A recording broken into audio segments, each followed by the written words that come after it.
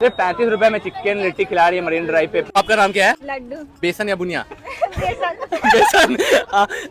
लग भी रहा है, अपने ड्रेस भी वैसा ही पहना हुआ है। मरीन ड्राइव पे भाई इनकी स्माइल और इनके बेहतरीन स्वाद के चर्चे हुए पड़े। आपको टेस्ट कैसा लगा यहाँ का? बहुत अच्छा। बहुत बढ़िया था। ऐसा क्या खिला रहे हो जो इतनी भीड़ लगा रखी है आपने? ऐसा तो पता नहीं सर।